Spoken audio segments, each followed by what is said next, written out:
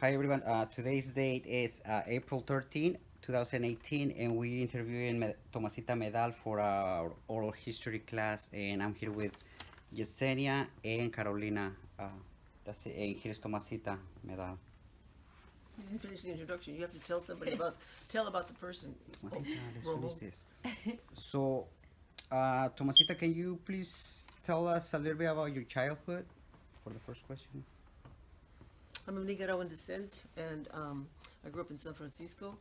And I went. My parents sacrificed and worked hard to send me to Catholic school, some of the best schools in town, but they didn't know I was getting picked on every day.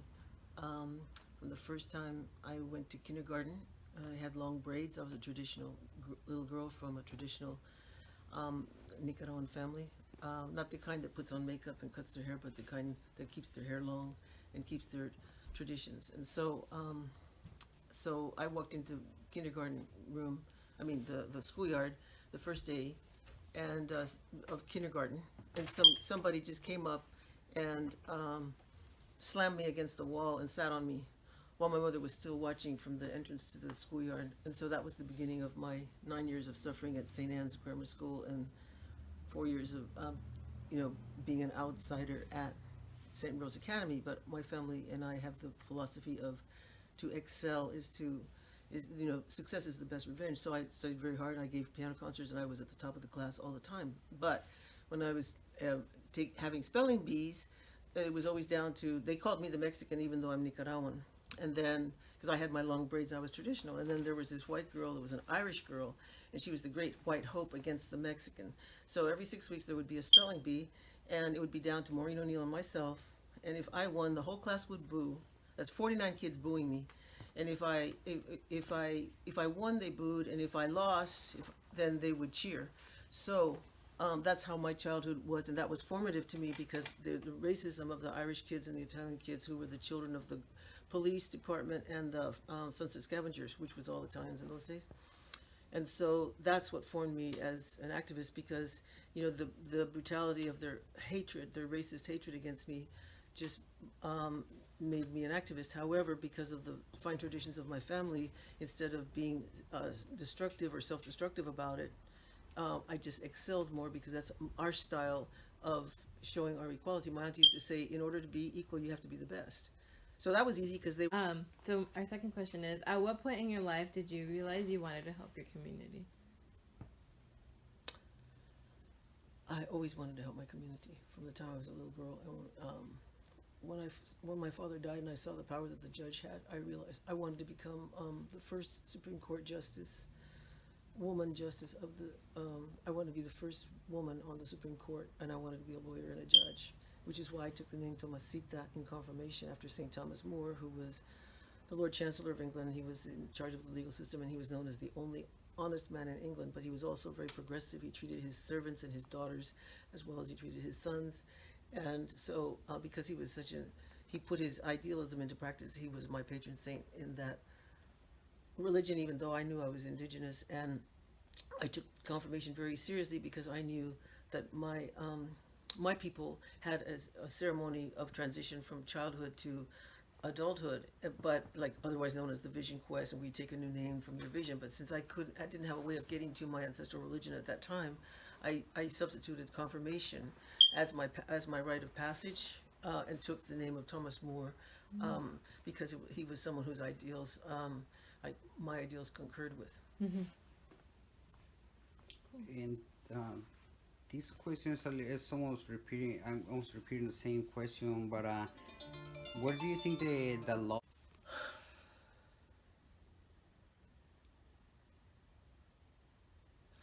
Well, those of us who were participants in the strike of 1968, we never forget it. Some people say to us, "Why you get all nostalgic?" Well, it was a great moment. Where the young people, the students combined, united with the faculty, united with community supporters from all over the state of California, over the concept of having a department, having a school of ethnic studies that told the story of the people of color from the people of color's viewpoint. So. We had a great time. We had fun and we won. So ever since then, it shapes us because I'm still look at, 69 years old and I'm still fighting the good fight over here at City College, trying to save the school, get the Performing Arts Education Center built. And, the most of the trustees, except for John Rizzo, have betrayed the trust of the people that just voted them in. They claim they're progressive, but they're not defending the rights of the students. And this big developer, there's these backroom deals with that Ed Lee ordered the planning department to give this land, and they're giving it to this rapacious developer that it started out at 500 units, then now it became 1,300 units, and then at the hearing, Supervisor Malia Cohen said, "Why not make it 5,000 units?" Can you imagine 5,000 living units on that little football-sized field that used to be, that is the parking lot that the students use to access their education, because they are working class students that have to drive to class, snatch a class, and get back to work and family. So it's going on, and the city doesn't know about it, and we're trying to do something about that. Okay, you can shut it off for a second. Funding of ethnic studies at SF State.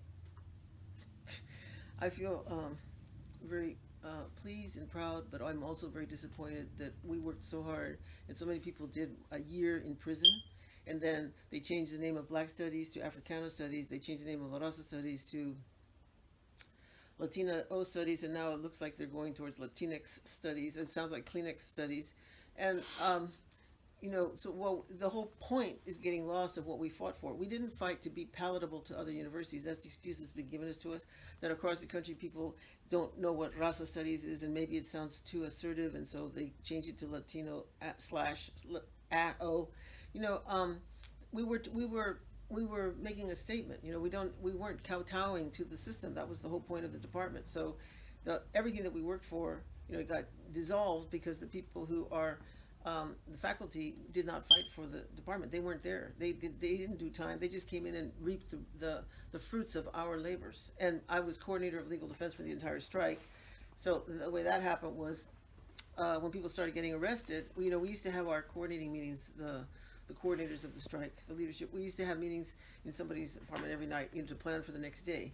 And so one day, the Black Student Union was meeting in these little Quonset huts that we had before there was the student union, and the leadership of the Black Student Union came out, and the tactical squad, which had been created by Mayor Alioto, where they had these big helmets and they had these big long sticks, and they were waiting for the Black Student Union leadership when they came out of the huts. And then Nesbitt Crutchfield was the spokesman for, he was an Air Force veteran working on his master's in business, and he came out and he, wore glasses, and I remember they just started hitting him, and he just fell to the ground. His glasses were sprayed and splayed on the ground, and we all just ran from the tactical squad. And so that night, I think they arrested him. They had arrested a few people, and so that night they said, okay, we better have a legal defense. Now we need a legal defense committee. We need to get lawyers.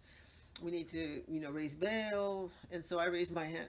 I said, well, I could do that because I wanted to be a lawyer. Remember, I wanted to be the first woman Supreme Court justice, and so I raised my hand and offered to coordinate the legal defense committee. And then an Asian brother and African American brother also, coordinated at the beginning. And so we went to a liberal priest, and he let us use the basement of Sacred Heart Church for the headquarters of the San Francisco State Legal Defense Committee. But it grew, and more and more people got arrested. And then the day that Sam Hayakawa, who had been appointed by Governor Reagan to be the president of the university, the day that we called for a statewide show of support of the issue of having a School of Ethnic Studies, people like school teachers and good-hearted people from San Diego, Los Angeles, Fresno, Sacramento, all over the state of California came to show support for the concept of a School of Ethnic Studies. And that's the day that Hayakawa ordered everybody surrounded and arrested. So it was about, I forgot now, between 500 and 600 people, 468 people were arrested that day.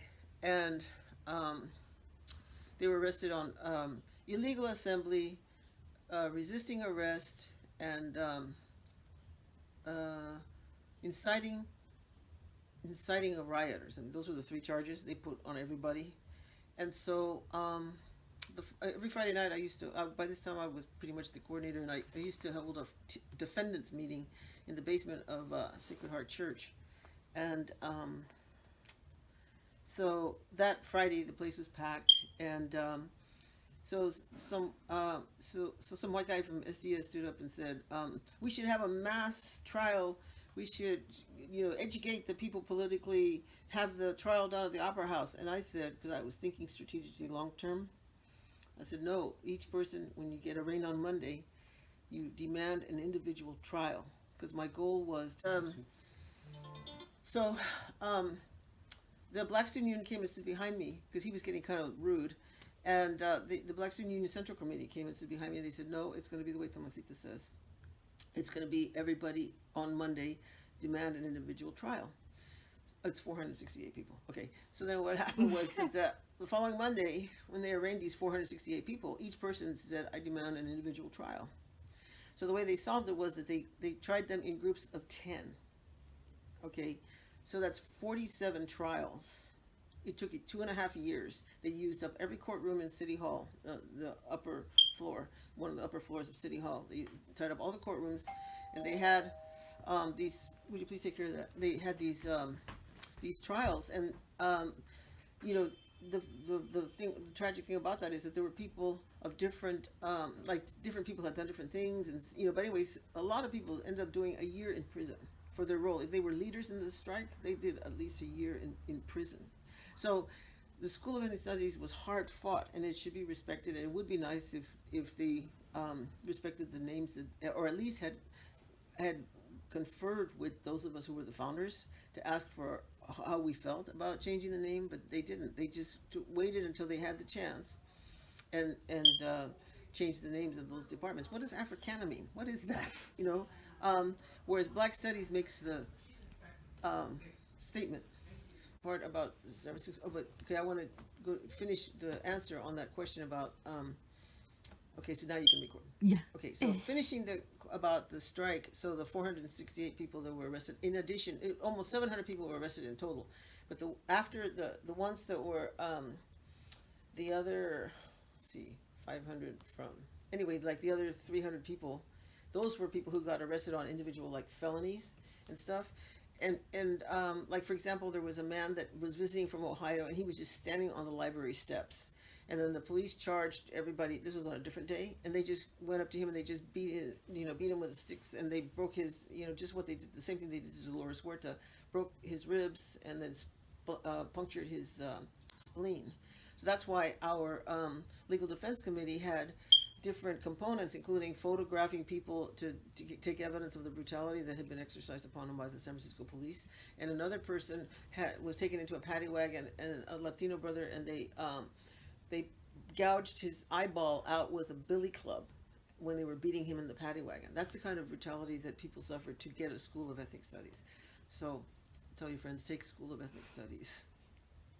Yeah. But you see the point of the School of Ethnic Studies, okay, when I first got to San Francisco State in 1966, I had graduated from St. Rose Academy. Like I said, my parents sacrificed to send me to the best schools in town, and education is good if a person one of the things that does concern me about our community is that our community self-ghettoizes. It restricts itself to, we'll say, just staying within the confines of the neighborhood, of, we'll say, the Mission District. And the thing that's so beautiful about my immigrant mother, after my dad died, my immigrant mom did was she took me, to the Palace of Fine Arts, to the different museums all over town. So I grew up thinking that I belonged to the whole city, not that I just belonged to the Mission. And this is something that makes me sad to see that our people stay in La Misión. La Misión is great, but we belong to the whole city and we belong to the whole world. And if we're going to make take our place in the world, our rightful place in the world, we need to get a good education and use it and to serve the people. And it doesn't matter what field you go into, because you can do good if you have the right if you have a good consciousness to help our people. No matter where you go, you will find a way to help. Just talk to people. Like when he works with patients. Well, talk to the people like they're human beings. Draw them out, respect them. He had an indigenous person, and he was telling me, "Oh, I had an indigenous." Well, yeah. Well, talk to him and tell him you're beautiful. It's beautiful to be indigenous. You have tell our children, tell our people you're beautiful at every opportunity. Because I told a young lady, a wonderful Aztec dancer, one time. She was 11 years old. She was the most beautiful dancer there. I went up to her after rehearsal. We were. It was a big ceremony in Los Angeles, and I said to her, Tonatine, you're very, very beautiful. You can be anything you want to be. And then later, when she won the Best Actress award at the American Indian Film Festival, she said, Tomasita, you had a great influence on helping me become this, because when you told me I was beautiful, it was the first time in my life anybody ever told me I was beautiful. So please, in closing, one of my messages is, tell our nuestra gente they're beautiful all the time, and don't drink soda, and no fried food, no sugar, no anything. If it's packaged, it's not direct from Mother Earth. It's not good for us. And for the ladies, when you're on your special time, no cold drinks, no animal products for 2 days before, and then for at least 4 days during, and you will see a huge difference in how you experience it, because at that time you're in a time of purification, and your body is eliminating life forces, and it's counterintuitive to put dead animal flesh into your body when your body is heated up, aligned with the moon, eliminating life force. So take good care of yourselves, and thank you for coming and interviewing me.